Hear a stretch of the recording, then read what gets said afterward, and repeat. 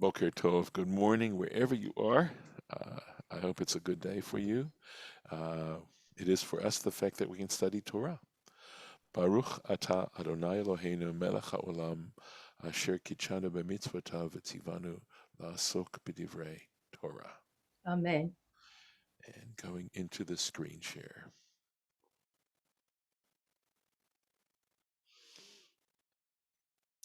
So we're just starting the second, as you can see, Shani here, and we're talking about the situation where Joseph has brought both his sons to see Jacob. Jacob, who is at this point somewhat on his deathbed, so this is a very significant moment for the family.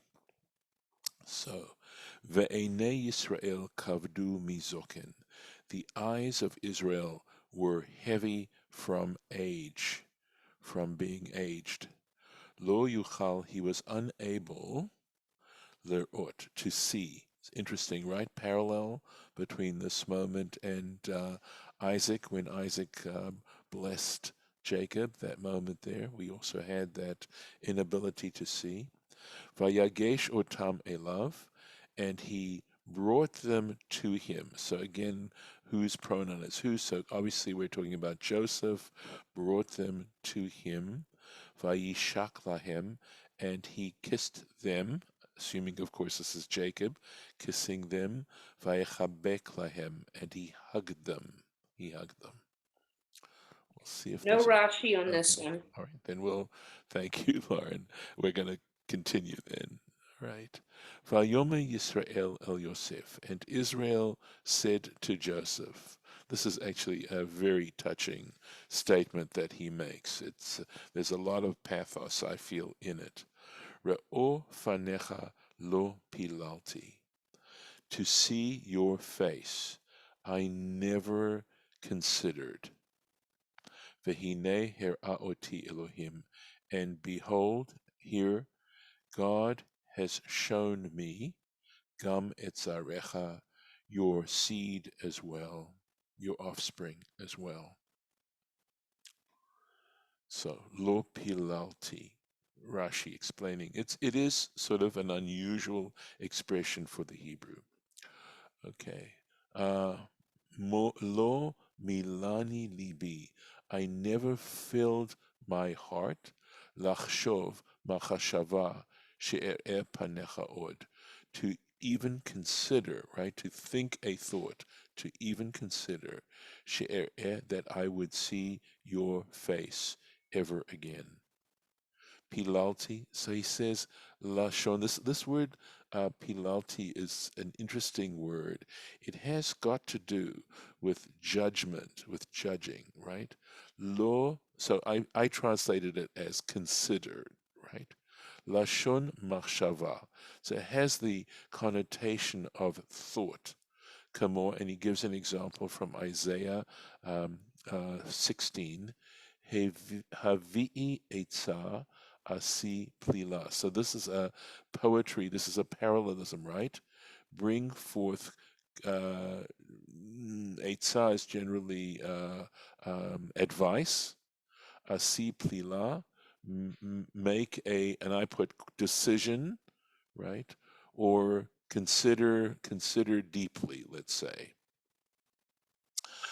So I want to also mention that I remember reading in the overview of the Art Scroll Daily Siddur. If you haven't ever read that overview, and if you have a copy of the Art Scroll Daily Siddur, there's this beautiful overview about prayer. I think it's written by Nosson Sherman, if I'm not mistaken. I think he is the general, or has been the general editor of Art Scroll. And he talks about the word for prayer in Hebrew, which is the hitpalel, right? Clearly related to this root. And so from that, and the hitpael, it's a hitpael form, which means reflexive, right? So the hitpalel, he translates then as to judge yourself. And there's actually a noun form of this root, plilim, that's used, I believe, in Exodus, where it talks about judges and refers to judges as plilim. So I would translate that probably literally as those who take careful consideration. But lehitpalel, to think of the act of prayer as judging oneself, is so cool. I thought that was just really insightful. Uh, and one thing that's clear is that if you read between the lines of so many of the prayers that we recite on a daily, weekly basis, they actually carry along with themselves many values. They're laden with values. And so if we're judging ourselves, we would be judging ourselves against the values that are laid out there in the prayers to see if we are in fact meeting those values. Are we living those values? And that in some ways, we think of prayer generally as either praise or petition, something like that. But the idea that the act of prayer involves a deep, deep consideration of to what degree we are fulfilling the values of those prayers, I think is a very interesting and profound way of looking at prayer. I don't know if any of you want to comment on that, but if not, I will then go on. Next verse. Here we go. Vayotze Yosef otam, Joseph took them out, me'im birkav, from his knees, from between his knees. So you can have this picture, you can now visualize Joseph with these two young children between his knees, okay, right there. Vayishtachu la'apav arza, and they prostrated themselves on the ground. So they fully prostrated themselves before Jacob. All three. Vayotze Yosef otam. Joseph brought them out. La'achar shenashkam, after they had, I believe Nashkam is referring to Jacob here, after Jacob kissed them, Hotziam Yosef me'im birkav, Joseph took them out from between his knees, Kedei liyashvan ze liyamin, so as to set them up, this one on the right, veze lismol, and this one on the left, lismoch yadov alehem ulevarchem, so that he could place his hands upon them in order to bless them. Vayishtu tachavu la'apav, they prostrated themselves before him. Keshechazar la'achorav, when he walked back, he took a step back, milifnei aviv, from in front of his father. So he took a step, he was facing his father all the time, and when he stepped back, he then, I have to think, v'yishtachu is singular, that it's referring to Joseph alone, prostrating himself before his father. And again, this is, as one takes in this information, sensing the love and the respect that Joseph had for his father, which we know was all the way back from his very young years. Next verse. Vayikach Yosef et shnehem, Joseph took the two of them, et Ephraim bimino, Ephraim in his right hand, mismol Yisrael, which would have been to the left of Israel, on Jacob's left, in other words.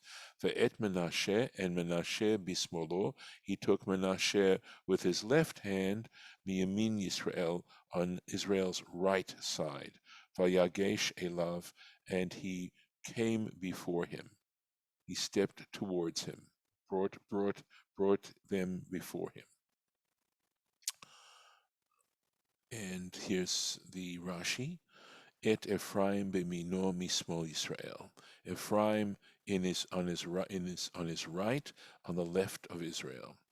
So Rashi just explains, this is Habal likrat chavero, one who comes before his friend or to greet his friend.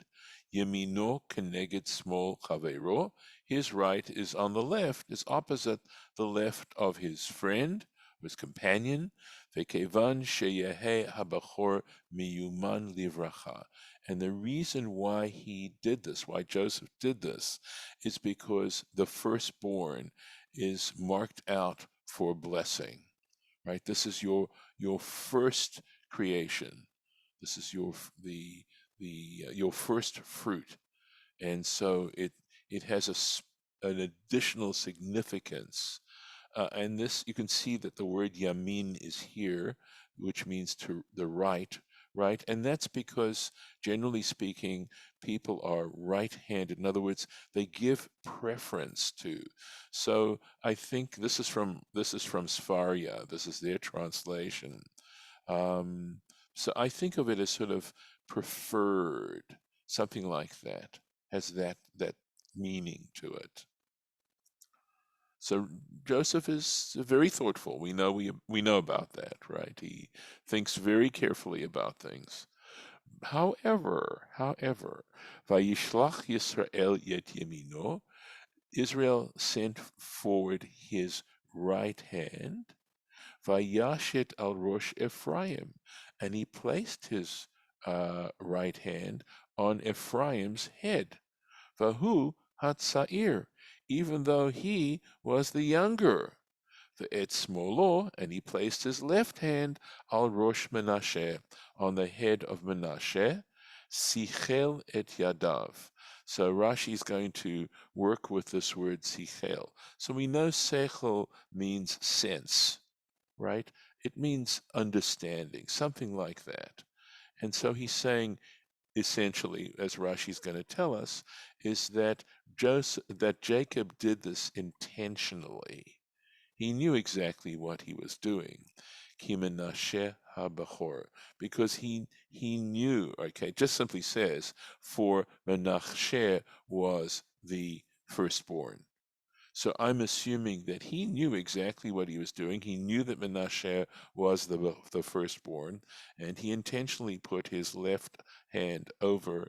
In other words, he crossed his hands as he placed his hands on the two children.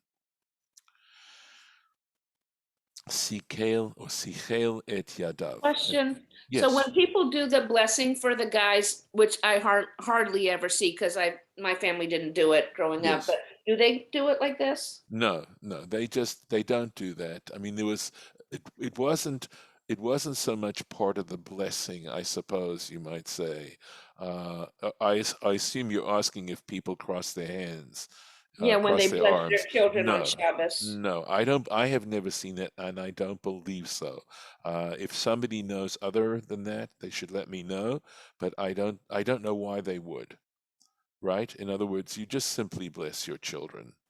Uh, this issue of, firstborn versus non-firstborn is an interesting one, and it clearly is a theme that goes through heavily in Jacob's life. The idea that it's not always the firstborn that gets the preferential treatment, and certainly in Everybody this I've case. seen, everybody I've seen just blesses one child at a time, Aha, and they put both hands on that child's head. yes, really. So they say Yisimcha, they don't, or Yisimech, they don't say Well, if it's a girl, you Yisimchem. say, if it's a girl, you see mech Yes, right. kesara Rivka Rachel Leah. Exactly, exactly. Okay. I wasn't aware that it had to be one child at a time, but then that means one child is going before another child, and I would imagine that you don't necessarily do it in the same order, but possibly, possibly. We just do it according to whoever shows up first. First, that's right. First come, first served. Got it. Got it. As we were discussing this, I mean, I'm trying to think about what we're talking about, and it occurs to me that possibly there might be a justification as to why the firstborn child gets this treatment, and that is that back when they had very large families, children were brought in order to be able to do this successfully. The older children very often were given responsibilities in terms of childcare. So they actually had a bit of more of a burden placed on them as they were growing up. And the older the child was, the more responsibility they had. So that, showing them a little bit of preferential treatment in that regard was, in some senses, earned. It wasn't just arbitrary. Other than the fact that dealing with one's first fruits, etc., is of course an acknowledgement of the divine, participation in all of this.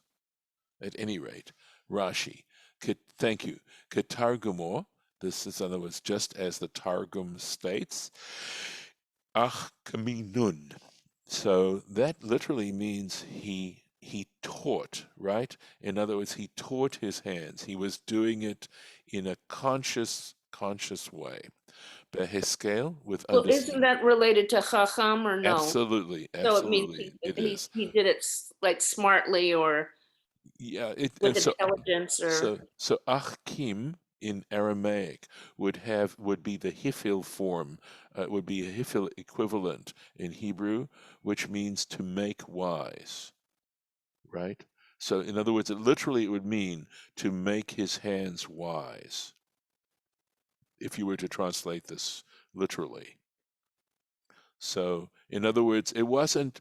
I think the point about this is there are times when we make we use our hands or we do something and it's not even self-conscious. It's just sort of an automatic response. And what it's saying here is no. If we're going to understand how we might take this word achkamin to mean to make wise, as saying it was a very conscious. He was controlling his hands. He was using them in a very conscious kind of way, which is exactly what was going on, right? So beheskel uvechochma, with understanding and with wisdom, hiskil et yadav. He again he moved his hands in this conscious kind of way. Lachach, for this purpose, umida'at, and with intention. Ki yodea haya, because he knew, that is, of course, Jacob knew, ki Menashe habachor, that Menashe was in fact the firstborn, va'afal pichein, and nevertheless, lo shat yemino alav, he did not place his right hand upon him. Now, this is, in a sense, I think it's prophetic. In other words, what Jacob was doing was he was acting in a spirit of prophecy. I don't, one could argue that his blessing on Ephraim made Ephraim the preeminent tribe. And in fact, for the northern kingdom, when the tribes split, often the northern kingdom is referred to as Ephraim, simply as Ephraim, just as the southern kingdom is known as Judah. So Ephraim became this preeminent tribe. I think it's more, I'd like to think that it's more that Jacob realized that, and that's why he placed his right hand on Ephraim's head and not on Menashe's head, despite the fact that Menashe was the firstborn. And again, I think there's, if we want to scratch this down and drill down a little bit on this, I think the basic theme about this is it's what you do with your life. That despite the fact that one might be born with certain privileges, whether those privileges take effect ultimately has to do with your subsequent conscious behavior. What kind of character do you develop? And it's going to be character above everything else. That really marks the outcome of whatever natural privilege you might have been born with. And I feel like that's what it has to do with. That it's trying to teach us that, amongst other things. Vayivarech et Yosef vayomar, and he blessed Joseph and said, Ha-Elohim, the God, asher hithalchu avotai lefanav, before whom my fathers walked, right? Avraham vaYitzchak, Abraham and Isaac specifically, right? Ha-Elohim, the God, Haro'eh Oti, and I believe I believe from the word who guarded me. It comes from a word that means to shepherd, right? Who shepherded me. Me odi ad hayom, from my very beginning, right? From my very existence, ad hayom hazeh, up until this day. So this is not a sentence, right? No It's Rashi. yeah, it's good. That's probably good because we can keep going with this, right? So because it's all sort of introductory. Hamalach hago eloti, the angel who redeemed me. Mikol Ra, from all evil, Yevarech et Hana'arim, shall bless the youths, Vayikare Vahem Shmi, and should call within them my name, Vishem Avotai, and the name of my fathers, Avraham v'Yitzchak, Abraham and Isaac, Vayidgu larov, and they should multiply greatly, bekerev haaretz, in the midst of the land. So it would seem to me that what he is saying when he says Vayikare bahem shmi, that he should call them my name. I think we know that the term name, even in English, has the idea of reputation. So I believe he's saying here that they should have the same reputation, that they should be worthy, truly worthy people, and have that reputation. People should know them that way. I believe that's what he's saying in this blessing here. We'll take a look. So it talks about an angel, right? The angel who redeemed me. So he says, interesting, Malach haragil lehishtaleach elai, the angel that would normally or usually be sent to me, bitsarati, when I was in trouble. And he gives an example, Rashi gives an example, Ki'inyan, like the matter, Shne'emar, as it states, Vayomer Elai Malach HaElohim B'chalom. The angel of God said to me in a dream. And I believe this is referring to the time when Laban tried to cheat Jacob out of his salary, and the angel comes and explains to him how to work with the flocks so that he can distribute the good, the healthy animals to himself, and the weaker animals wind up to be Laban's. This is all based on Laban's conditions. Laban tries to set down conditions that are going to work against Jacob, and this angel, Jacob explains to his wives that this angel had appeared to him in a dream and explained to him how to do this. And Yaakov is, of course, addressing him, the angel addressing him, saying, Yaakov, v'gomer, and the angel goes on to say, Anochi ha'el beit el, I am the I am the God of Bet El. So this, of course, raises some other issues, which has to do with the angel. I sense that angels are a way of trying to explain a connection between a transcendent, divine God and physical, material human beings. That angels are this um, way of trying to explain the connection between something that is purely spiritual and something that is physical. Yevarech et hana'arim, shall bless the youths, and the youths we're talking about, of course, are Menashe and Ephraim. Menashe and Ephraim. Interesting, incidentally, that he puts Menashe here first and Ephraim second. Finishing up the Rashi, Vayidgu. So this comes from a root that seems to be related to the word dag. And the word dag means fish.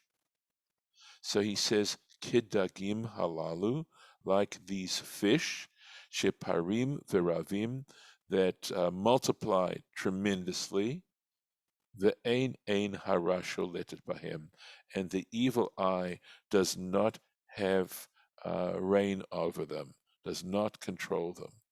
And just to discuss this idea of the evil eye once again, sometimes, by the way, I think you do see a fish represented by a chamsa. It's also another way of warding off the evil eye. First of all, I believe we've talked about this before, that the evil eye has to do with jealousy. That when people see your success, one thing you can guarantee about success is that it's going to create jealousy amongst others, and that people then look at your success, your prosperity, with a sense of maliciousness. And that is the evil eye, because they're seeing your success, and therefore, along with that, immediately goes the sense of jealousy and malicious thought. So the point about fish is because they swim underneath the surface of the water, they are not seen. And that's why they are able to ward off. That's the sense of warding off the evil eye. And we've talked about this before in the idea of being modest, trying to live in a modest kind of way and avoiding showing off as much as possible, because that's what it tends to bring out. And we will stop here with the Shlishi portion. It's kind of nice, I suppose. Okay, so I'll stop the share and we will close our recording. Thank you if you watched and hope you enjoyed that.